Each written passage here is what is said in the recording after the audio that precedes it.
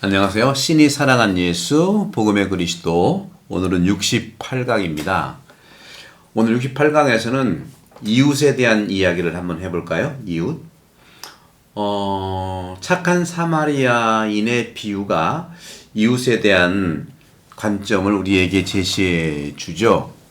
루카복음 10장 29절에서 37절인데요. 이 착한 사마리아 사람 비유는 이웃 개념을 이야기로 풀어내는 성경입니다. 복음 성경. 루카복음은 참 특별합니다. 그래서 루카복음은 제가 내년도에 책을 낼 거고 또 이렇게 유튜브로 강의를 해볼까 하는데요. 저희 시드니 한인 성당에 올 초에 마르코복음 했고 지금은 이제 요한복음을 하고 있고 아마 내년도에는 루카복음 또 봐서 마테오복음 계속해서 신약 성경을 하면서도 주님께서 저를 통해서 그런 기회를 주실 거라고 믿습니다. 죄송합니다. 이웃 개념을 이야기로 풀어내는 착한 사마리아인의 비유, 굿 사마리탄이란 내용인데 제가 잘 알고 있는 우리 교우 중에 한 분도 의사이면서 또 관공서에 우리 이제 봉사자로서 죄송합니다. 행정직도 이제 하시고 또 음으로 양으로 또 도움을 주는 분도 준 분야가 많이 있어요. 그분의 이제 영성적인 토대가 굿 사마리탄이라고 합니다. 그리고 인보성체 수도회에서도 착한 사마리아인의 집을 지금 동두천에서 이렇게 하고 있는데 저희도 지난번에 우리 모니카 소연님 저희 본당 대피점 오셨을 때 후원을 좀 해드렸죠. 여러분도 이런 기회에 복음과 관계되는 그런 사업을 하는데 이렇게 도네이션 하는 것이 참 의미 있다고 생각합니다. 이 착한 사마리아인의 비유, 루카복음 10장 29절에 37절 이웃 개념의 이야기인데 예루살렘은요 해발이 760m예요. 높은 지역이 중에 하나죠. 우리 시드니는 뭐 바다하고 가까우니까 해발이라고 할 것 같이 있겠습니까만은 이 예루살렘은 그렇게 해발에서 760m의 높이가 있고 그 여리코라고 하는 데 있죠. 그러니까 착한 사마리아 사람이 사랑을 베푼 것이 예루살렘에서 여리고를 왔다 갔다 하는 그 길목에서 이런 사랑의 행위가 이루어진 거니까 예리코는 해발 250m쯤에 위치하고 있어요. 그러니까 760m하고 거의 500m나 내려와서 여리코가 있는 거예요. 도시가. 여리코는 휴양 도시죠. 그래서 이런 차원에서 예루살렘은 해발 750m, 예리코는 해발 250m 위치하고 그 사이에 유대 광야의 동굴과 사막이 걸쳐 있어요. 제가 2019년도에 우리 시드니 한인 성당 와서 2020년도에 예루살렘 성지 순례를 2번 이렇게 계획을 해서 다 계획을 했는데 코로나가 와가지고 끊겼는데 언제 기회가 돼서 여러분들 그런 기회가 되기를 기도해 봅시다. 그리고 이렇게 복음 성경을 이렇게 복음의 그리스도를 공부하고 가면 그 비유들이 아주 생생하게 드러나고 있는 것이죠.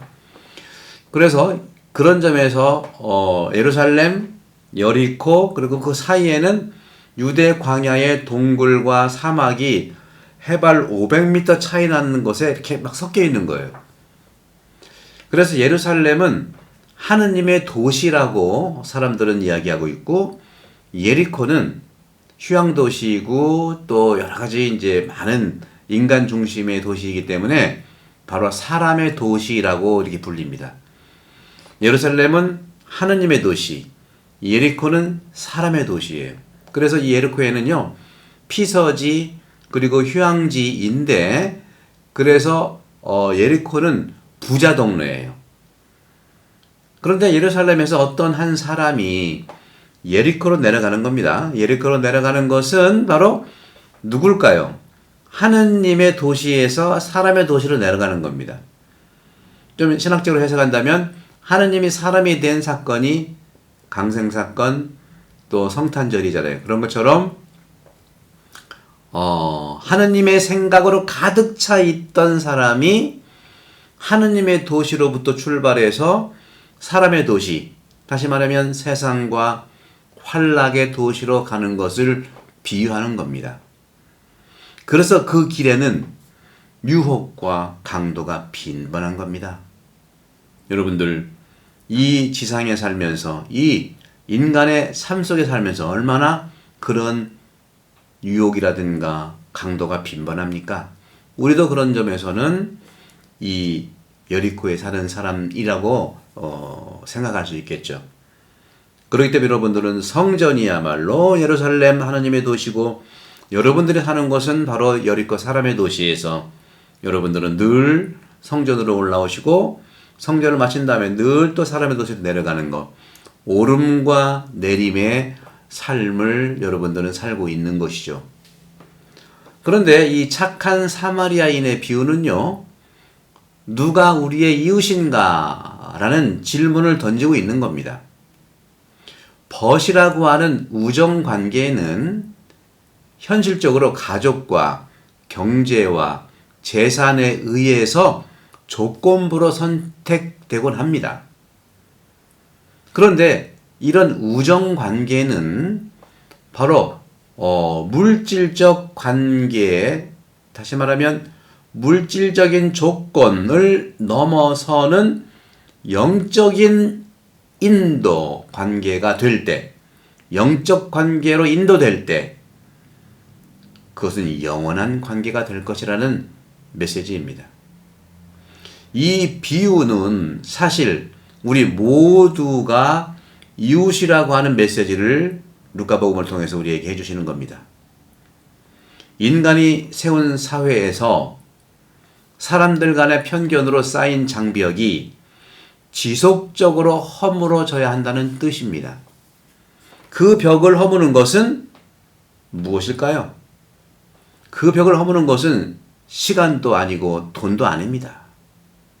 궁극적으로는 오직 사랑인데, 그 사랑이 적을 이웃이 되게 할 수가 있는 겁니다. 그런 점에서 성경은요, 사랑의 책이죠. 특히 복음서는, 신약성서는 사랑의 책인데, 그 사랑의 경우가 얼마나 많습니까? 그 사랑의 모든 경우에 딱 알맞게 방향을 잡아주는 신약성경의 사랑의 책을 여러분들은 늘 가까이 대하신다면 사람의 도시에 살면서도 하느님의 사람으로서 살아갈 수가 있는 것이죠.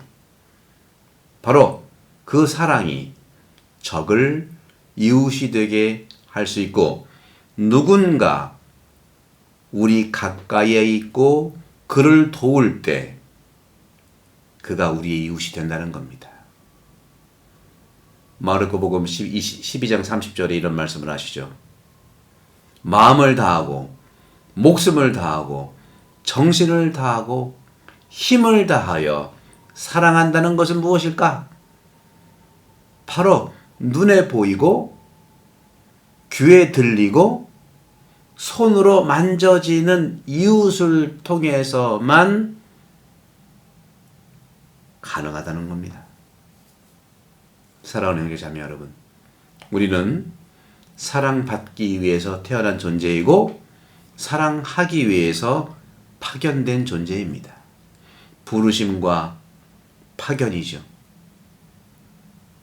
사람을 사랑하는 사람은 당연히 하느님을 사랑하기 마련입니다. 오늘 우리가 이런 점에서 이웃의 개념들을 생각해 보시면서, 우리가 코로나 2년 반 동안 이웃을 만날 수가 없었지만, 바로 이웃이라고 하는 것은 비행기 타고 저 멀리 가는 그곳에 이웃이 있는 것이 아니라 바로 지금 내 옆에, 착한 사마리아 사람의 비유는 나를 중심으로 이웃을 찾으려고 하지 말고 바로 내 옆에 있는 그에게 이웃이 되어주는 것을 주님은 말씀해 주시고, 그렇게 살도록 우리를 파견하시는 것이죠.